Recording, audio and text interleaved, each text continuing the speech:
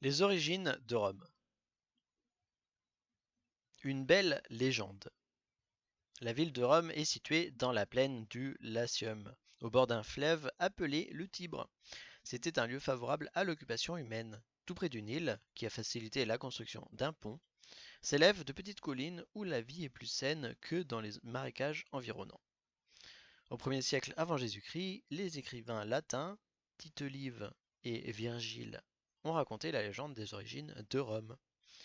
Après la guerre de Troie, en -1200, -1100, est né un prince troyen, fils de la déesse Vénus, débarque sur la côte du Latium et s'y installe.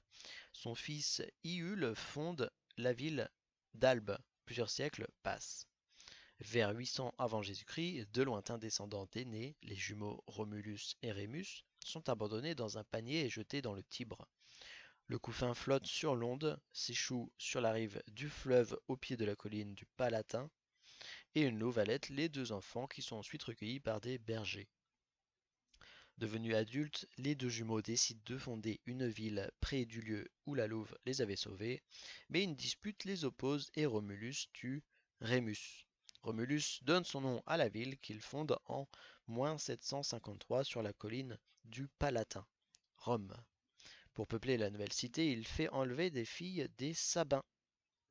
Ensuite, ces trois se succèdent à Rome. Les trois derniers sont des étrangers étrusques. En -509, une révolte des Romains chasse Tarquin le Superbe. Rome devient une république. Les Romains croyaient que ces légendes racontaient des événements réels. Ils étaient fiers de descendre de la déesse Vénus et du dieu Mars. L'histoire vraie, retrouvée par les archéologues. Grâce aux découvertes faites par les archéologues, on sait que l'Italie ancienne a été un carrefour de peuples. Au deuxième millénaire, des peuples venus du nord-est s'installent dans le centre de la botte italienne. Ce sont les peuples italiotes, sabins, latins, samnites, etc. Le nord de la péninsule italienne tombe entre les mains du peuple mystérieux des Étrusques.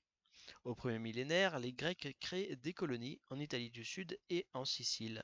La région du Latium où Rome va naître est au carrefour des influences étrusques et grecques. Ses habitants empruntent des coutumes et des croyances à ces deux civilisations. Au 8e siècle avant Jésus-Christ, les villages latins s'installent à l'endroit où, plus tard, s'étendra la ville de Rome. Sur la colline du Palatin, des archéologues ont dégagé des fonds de petites cabanes. Des urnes funéraires de terre cuite retrouvées intactes nous donnent l'image de ces habitations primitives. Au 6e siècle avant Jésus-Christ, les Étrusques occupent la plaine du Latium. Ils assèchent les marécages situés au pied des collines dominant le Tibre, le Capitole, le Palatin, l'Aventin, etc. et fondent une ville protégée par une muraille, Rome. Les remparts qui entourent cette colline délimitent un vaste espace où l'on trouve déjà un temple de Jupiter, un hippodrome, le Grand Cirque, et une place publique, le Forum. Un égout à ciel ouvert, la Cloaca Maxima, collecte les eaux des petits ruisseaux courant entre les collines.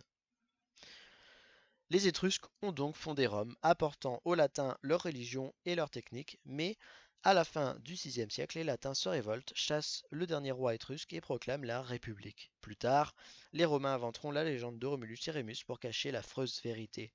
Ce ne sont pas leurs ancêtres latins qui ont fondé Rome, mais les Étrusques, des étrangers.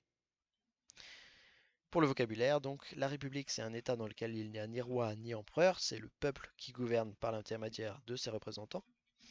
Un archéologue, c'est un savant recherchant les traces laissées par les hommes du passé, monuments, habitations, tombes, objets de la vie quotidienne, etc. Et une urne funéraire, c'est un récipient de terre cuite contenant les cendres d'un mort.